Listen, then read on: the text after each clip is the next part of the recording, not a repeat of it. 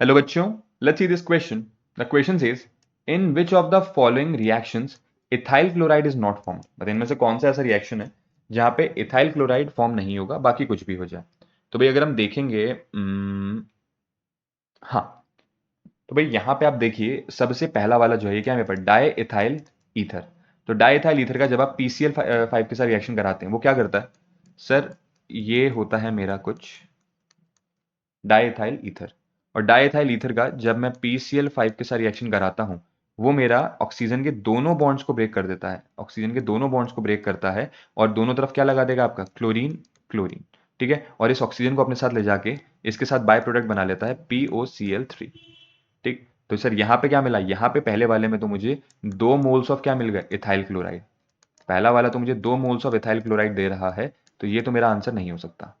दूसरे वाले को अगर आप देखेंगे यहाँ पे भी आपके पास क्या है, डाईएथाइल ईथर।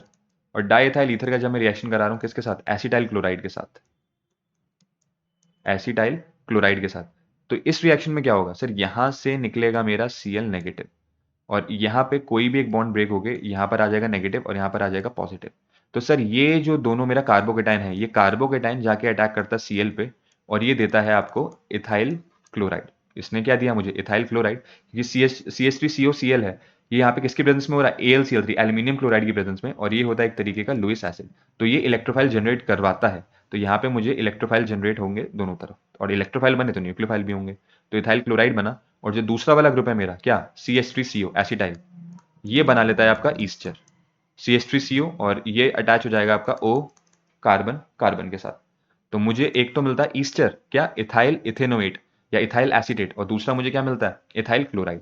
तो ये भी मेरा आंसर नहीं होगा क्योंकि यहाँ पे मुझे ईस्टर भी मिल रहा है और आपका इथाइल क्लोराइड भी मिल रहा है। अगर आप एक बार को सी वाला देखो तो सी वाले में क्या है सर, मैंने अपने डाइथाइल ईथर को रिएक्ट करवाया, एक मिनट, हाँ, तो सर मैंने अपने डाइथाइल ईथर को रिएक्ट करवाया है chlorine in presence of sunlight, chlorine in presence of sunlight. तो सर यहाँ पे जो मेरा रिएक्शन फॉलो होता है वो कौन सा होता है, फ्री रेडिकल मैकेनिज्म। यहाँ पे फ्री रेडिकल मैकेनिज्म फॉलो होता है। तो क्या होगा कि एक एक करके सारे जो कार्बन के हाइड्रोजन्स होते हैं, एक एक करके जितने भी मेरे कार्बन के हाइड्रोजन्स होते हैं वो ब्रेक हो जाते हैं किसमें, रेडिकल फॉर्म में। और जितने भी मेरे क्लोरीन हैं, जितने भी मेरे क्लोरीन हैं वो भी ब्रेक हो जाते हैं रेडिकल फॉर्म में। तो जितने भी आपके हाइड्रोजन है वो सब्सटीट्यूट हो जाते हैं क्लोरीन से। अगर हम इसको सही से बनाएं तो मेरे पास होता है कुछ CH3 CH2, एक सेकेंड, ये दोनों तो नहीं थे, यहाँ पर आ गया O, ये आया CH2, ये आया CH3 प्लस Cl2, और ये आपका H म्यू।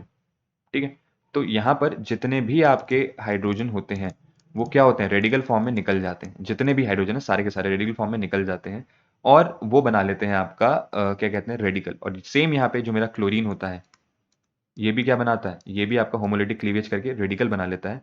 और जो मेरा एंड प्रोडक्ट होता है वो होता है C2Cl5O, C2Cl5 plus 10 moles of HCl। और यहाँ पर आपके Cl2 के कितने मोल्स लगे होते हैं, 10। तो सर यही एकमात्र ऐसा है जिसने मुझे क्या कहते हैं, इथाइल क्लोराइड नहीं दिया बल्कि कुछ अजीब सा ईथर दे रखा है।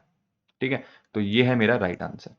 और अगर एक बार को आप ये भी देखोगे तो सर ये भी अल्कोहल का अगर मैं रिएक्शन कराता हूँ PCl3 के साथ, तो ये तो मेरा बहुत ही क्लासिक रिएक्शन है सब्स्टिट्यूशन न्यूक्लियोफाइल का।